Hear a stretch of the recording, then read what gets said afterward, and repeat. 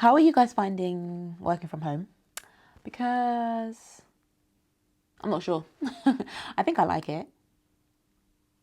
It has its pros and cons. I think one of the cons is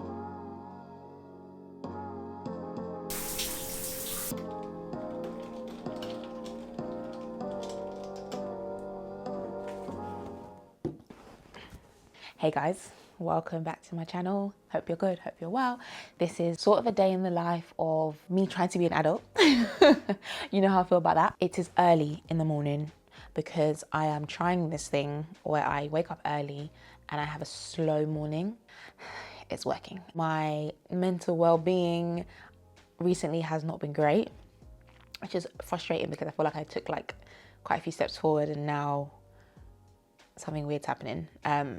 Where I feel almost paralyzed sometimes. I don't know if that's the right word, but like paralyzed in anxiety creeps in and then I feel like I can't do anything and blah, blah, blah. I'm waking up anxious, like I'm just waking up off the bat. As soon as I'm conscious that I'm awake, I'm like, and I don't like that. So I am trying to combat it in many ways, and one thing I'm trying to do more of is understand myself, understand my body, understand my emotions, and understand what triggers things and what makes things better.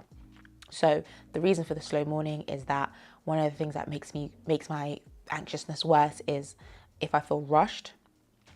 I also get frustrated when I'm working all day and then in the evening I'm doing like other kinds of work like YouTube and everything, which I enjoy, but it sometimes makes me feel like my day has been swallowed and it's gone. So this slow morning thing helps because I wake up early. I have a few hours in the morning before I start working and it kind of makes me feel like the day is still mine. In this slow morning thing, I try to do this thing where I romanticize my life, and I've heard this, you've probably heard it too. People talk about romanticizing your life, and honestly, I used to roll my eyes so much, but I get it now. So I do things, I'm just more conscious of the things that I'm doing as if like I'm in a movie almost. So like making a coffee, doing it really slowly, washing my face, doing skincare, going for a walk. And in doing that, in romanticizing my life, it reminds me of a technique that my therapist taught me, which is called grounding. And one of the ways he says to do that is to like focus your attention on one thing, like one of your senses. And so it might be like the water running down my back when I'm showering. It might be the sound of the river as I walk outside near my house. And yeah, these little things, I'm really trying to be careful. Basically, I'm trying to tread lightly with myself and know what makes me feel good. So the plan for today is it's Friday. So we get an early finish on Friday, which is great. And I never take it because I'm always just like, no, I'll be stressed on Monday if I don't do this now. But my manager, who's very right, she's just been trying to push us to take it, and I'm going to try and take it today, which means I can finish at 1 p.m. and then the plan after that is to prioritize rest. I want my rest to be active, so I want to consciously do stuff that I know makes me feel rested, not necessarily just like scrolling on Instagram or like binging YouTube or something like that. I'm going to be very proactive about it. So on the agenda, work, cool. I'm going to cook because you guys know I've said before, cooking makes me feel really relaxed. I'm gonna get my nails done because self-care. And then I'm gonna watch a movie. I'm gonna watch Harry Potter. I've been reading the books and I've always been a big Harry Potter fan, but I never read the books. But I finally read the books and I finally finished the Deathly Hallows. So I'm done, complete. But what I was doing was after every book, I was then reading. After every book, I was then watching the movie. And so now I'm going to watch Deathly Hallows Part 2. But Harry Potter is not on Netflix UK. Very rude. Do you know where it is though? It is in Turkey. Am I going to go all the way to Turkey to watch Harry Potter? You're damn right I am. Virtually. Thanks to Surfshark who are sponsoring this video. So Surfshark VPN, that's a virtual private network. They basically encrypt all of the information that's sent from your device to the internet, so that keeps your personal data protected. Keith has been banging on about our internet safety for a while now, and he's 100% right, because the more I spend time on the internet doing stuff like my content creation, the more at risk I am, and so this is very important. But the real reason I'm excited to have Surfshark is because I can watch Harry Potter in Turkey from the UK and all the other shows that they don't have on this UK Netflix, because the VPN swaps the real location of your device to any other country, basically changing your IP address, which means I can watch anything I want. libraries and streaming services from other countries, all unlocked. Even if you're on holiday. Confession, when Keith and I were on our honeymoon, we were watching Love Island, and it was such a struggle to try and find Love Island in Thailand. But if I had Surfshark VPN, it would have been easy. And of course, I've got a cheeky discount for you. You can use my code Adella to get 83% off, plus 3 extra months for free. Mad. Surfshark also offers a 30-day money-back guarantee, so no risks at all. And all the information plus my promo code will be in the description down below. So yeah, that's the plan for today. Get work done, cook, get my nails done, watch Harry Potter. I'm very excited. So on a slow morning, I like to, on a good day, let me not feed you a lie, I like to, wake up, shower and everything, make a hot drink or an iced coffee, read my Bible, listen to some worship music, kind of just be still and quiet. I also journal sometimes. That's on a good day. On a bad day, I will literally roll out of bed 5 minutes before I open my laptop, dusty and crusty, work throughout the whole day, work through lunch, shower after work, and then just collapse on the sofa. That's on a bad day. That's been a lot of days. But today's gonna be a good day. I also try not to, on a good day, look at my phone during this slow morning, because that's another thing I've noticed makes me feel even more anxious, is like scrolling through my phone, just screen time in general, which is really weird. It's not weird, it makes sense. So yeah, that's something I try to avoid on these good mornings.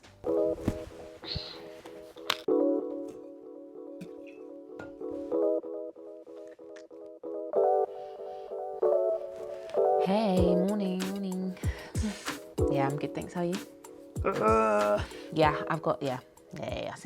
Same. How are you guys finding working from home? Because I'm not sure. I think I like it. It has its pros and cons. I think one of the cons is the overload of information that we're getting now. And to be honest, I think it's been like that for a while, but working from home makes it a bit more like, so the messages, the Teams messages, the Slacks and stuff like that. And interestingly, I couldn't really like put it into words what I was feeling.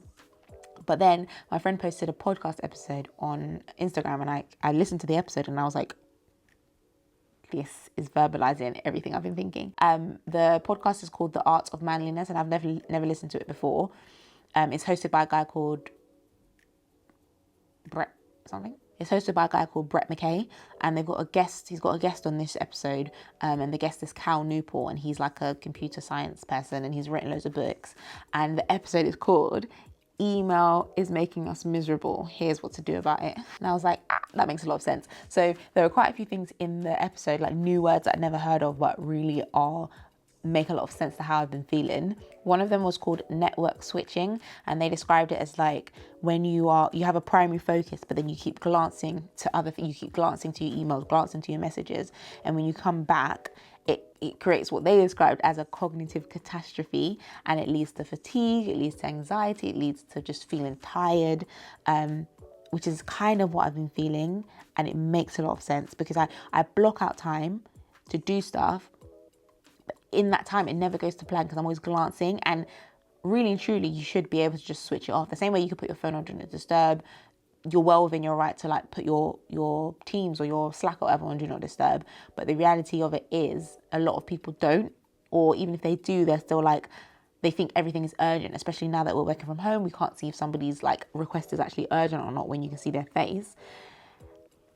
Cognitive catastrophe is definitely a good word. It definitely sums it up for me. Another phrase that they brought up was called network residue, and it basically just means like what it sounds like. So you are, again, focusing on this primary task, you get an email from your boss, from whoever, you look at that email and you come back to your task, but you still got the residue of what you just looked at. You're still kind of thinking about it. And so you're not able to focus on this main thing. And what happens sometimes is when our brains get like overloaded, we can end up just like almost giving up. So when I say paralyzed, I think that's what I'm trying to describe. You end up giving up and you end up just doing something like, ugh, and you just end up scrolling on your phone, which obviously doesn't help, but your brain is almost like, this is too much, this is an overload, like I just want to do something mindless.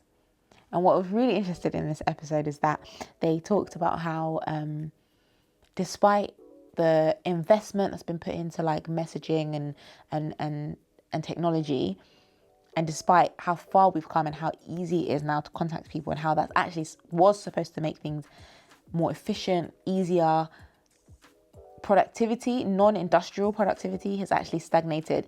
And the guest actually said that he thinks if not for the out of hours, the extra hours that we do, the quiet hours, I don't know if you do this, but I do this where like I might wake up early because it's quiet. If I start work at 7 or 8, it's quiet for a couple of hours, or even working late when emails have stopped, messages have stopped. And that's actually sometimes when I get the best work done. He's saying if it wasn't for that extra labor, extra work, he thinks that non-industrial productivity would actually gone down. So yeah, that blew my mind. I love finding smart people that verbalize what's going on in my head, because I can never verbalize it myself properly. So yeah, I'll leave the link to that episode down below, but definitely check it out and let me know what you think about that. Do you feel like emails and messages have made your work easier or harder? And do you think it stifled your creativity or your ability to like focus? And do you think that's a working from home thing, or do you think that's just a work thing? If you do, I'm talking if you work in like an office, or you work on your laptop or on some sort of online thing, primarily. Interesting. Anyways, like I said, it's Friday and I am determined to take this early finish. And so I do this thing every time where I'm like, can I log off? I've done it. I've closed my laptop. Notifications off. Friday. The weekend is here. So like I said, next on the agenda is prioritizing rest. So I am going to go and cook. And I haven't eaten. Oh my gosh, I haven't eaten today. I'm going to go cook lunch, breakfast, lunch, dinner, whatever. And then I'm going to get my nails done and then I'm going to come back and watch Harry Potter in Turkey in the UK. Peace. But they also don't like...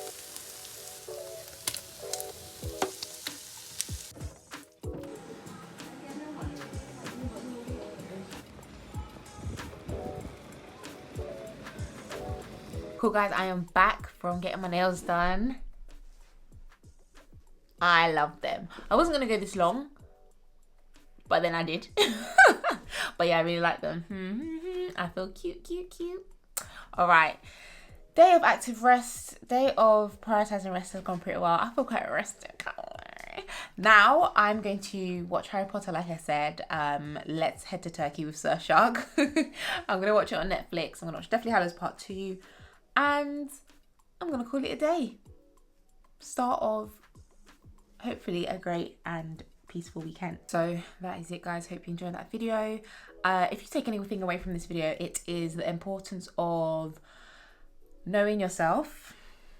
If you struggle with anything, knowing your triggers and knowing how to formulate a routine that will help you with that. I don't do this every day, every Friday, I wish.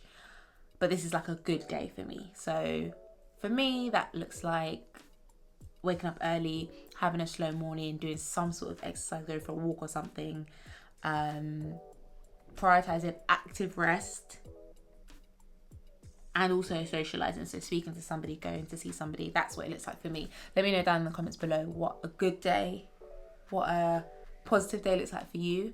Also let me know your thoughts on what I said about working and the way that we work now.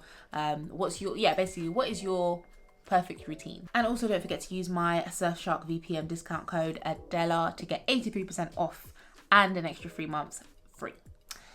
I'll see you in my next video guys. Peace out. Harry Potter is dead. From this day forth,